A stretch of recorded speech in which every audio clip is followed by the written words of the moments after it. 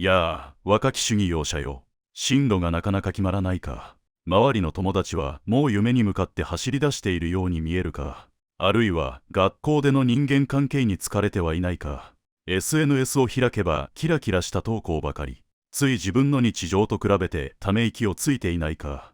結論からよ。その尽きない悩みの根源はたった一つ。他人との比較という心の病だ。この動画を見終える頃には君の心は驚くほど軽くなっているだろう。私が保証する。さあ、苦しみから抜け出すための知恵を授けよう。まず、なぜ他人と比べると苦しくなるのか。その仕組みから解き明かしていこう。君たちが普段見ている SNS の世界を思い浮かべてみよう。友人の楽しそうな旅行の写真。あるいはテストで高得点を取ったという報告。それらはすべてその人の人生のハイライトだ。映画で言えば最も盛り上がるクライマックスシーンだけを切り取ったようなものだな。しかし人生はそのような輝かしい瞬間だけでできているわけではない。その裏には退屈な日常があり、誰にも見せない努力があり、そして人には言えない悩みや苦しみがある。君は他人の人生の完成された映画の予告編と自分の人生の編集前のメイキング映像を比べているのだ。これほど不公平な比較はないだろう。仏教ではこのような心の状態をドンと呼ぶ。自分にないものを欲しがり他人を羨む心だ。このトンこそが君の心を焼く苦しみの炎の正体なのだ。名声を追い求めることは功を焚くようなものだ。良い香りがする頃にはその実はすでに燃え尽きている。財産や見た目への執着は刀の刃についた蜜のようなもの。ほんのわずかな快楽のために舌を切り裂く大災難を招くのだぞ。つまり君は自分から苦しみの沼に飛び込んでいるのだ。では具体的な悩みについて見ていこう。まずは進路についての悩みだ。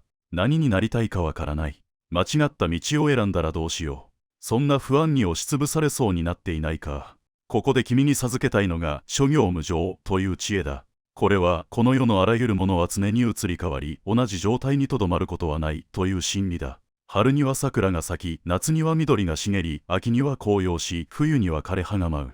自然の姿そのものが諸行無常を体現している。君の心も君の周りの環境もそして未来もすべて移り変わる。つまり君が今考えている完璧な進路などそもそも存在しないのだ。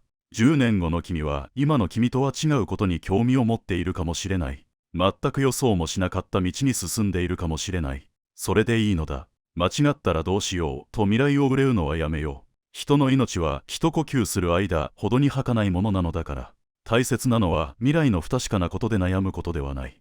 今この一瞬に君がこれだと感じる方向に一歩踏み出すことだ。もしそれが違うと感じたらまた別の道を選べばよい。人生とはその繰り返しの旅なのだ。ここで中道の精神も忘れてはならない。主義用は厳しすぎても緩すぎても悟りには至らない。ことの弦と同じだ。針すぎれば切れ、緩めすぎれば音が出ない。進路選びも同じこと。完璧でなければと自分を追い込みすぎるな。かといって何もしなければ道は開けない。比べるべき相手はただ一人。それは過去の自分だ。昨日より少しでも賢くなったか。昨日より少しでも優しくなれたか。その小さな成長こそが何より尊いのだ。次に多くの若者が抱える人間関係の悩みだ。嫌われたくない。本当の自分を誰も分かってくれない。悪口を言われているかもしれない。そんな思いに心をすり減らしてはいないか。ここで授ける知恵は諸法無我と縁起だ。まず諸法無我とはすべてのものに固定的な実体はないという真理だ。君たちが言う本当の自分というものは幻なのだ。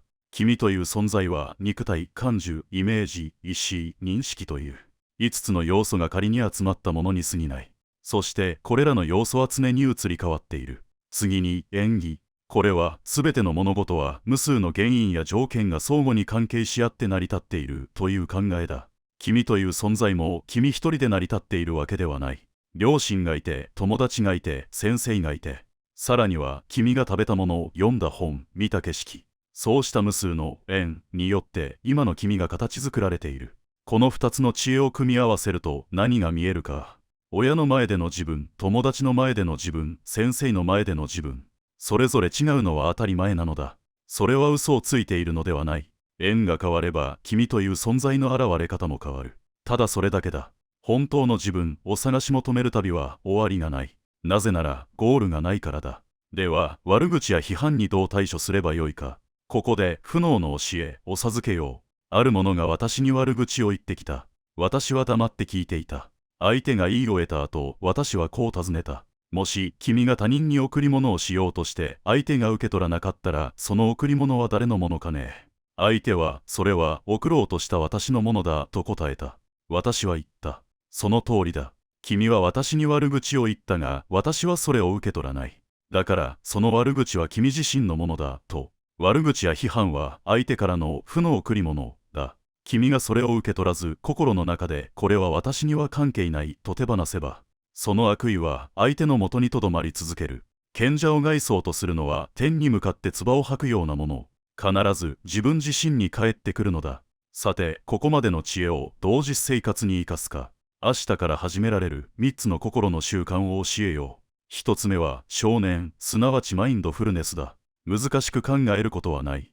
静かな場所で、ただ自分の呼吸に意識を向けるのだ。空気が鼻から入り、肺を満たし、そして出ていく。その感覚だけに集中する。過去の後悔や未来への不安が浮かんできても、それを追いかけず、ただ、今そんなことを考えているな、と客観的に眺める。そして、また静かに呼吸に意識を戻す。これを1日5分でも続けることで、君の心は比較や評価の嵐から離れ、今、ここにある穏やかさを取り戻せるだろう。2つ目は、慈悲の心を育てることだ。これは、他者の幸福を願い、苦しみを取り除きたいと願う心のことだ。難しければ、まずは身近な人からでよい。あの友人が、今日も一日幸せでありますように、と心の中で祈ってみる。君が嫌いな相手に対しても、あの人も何かに苦しんでいるのかもしれない。その苦しみが和らぎますように、と願ってみる。他者の幸福を願うことで、君の心は不思議と満たされていく。他人を比較や嫉妬の対象としてではなく、共にこの苦しみの世界を生きる仲間として捉えられるようになるのだ。3つ目は、物理的に比較の種を減らすことだ。つまり、SNS を見る時間を意識的に減らしてみよう。主義用者は、欲望の火種を見たら、乾いた草が火を避けるように遠ざからねばならない。君にとっての SNS は、まさにその火種だ。寝る前の1時間、朝起きてすぐの30分。その時間、スマホに触らないと決めるだけでいい。空いた時間で本を読むもよし、音楽を聴くもよし、先ほどの少年の呼吸法を実践するのも良いだろう。意図的にインプットを断つことで、君は自分の内なる声に耳を澄ませることができる。他人の評価ではなく、自分の心の声に従って生きる第一歩となるだろう。最後に今日の知恵をまとめよう。一つ、苦しみの根源は他人との比較にある。他人のハイライトと自分の日常を比べるのは今日で終わりにするのだ。二つ、この世は常に移り変わる。完璧な未来などない。比べるべきは過去の自分だけだ。三つ、本当の自分という固定的なものはない。君は縁によって変わる。悪口は受け取らなければ君を傷つけることはない。若き主義容赦よ。君の道はまだ始まったばかりだ。焦ることはない。君は君の歩幅で君だけの花を咲かせればよい。この教えが君の心の灯火となることを願っている。健闘を祈る。お布施は高評価、入門はチャンネル登録にて。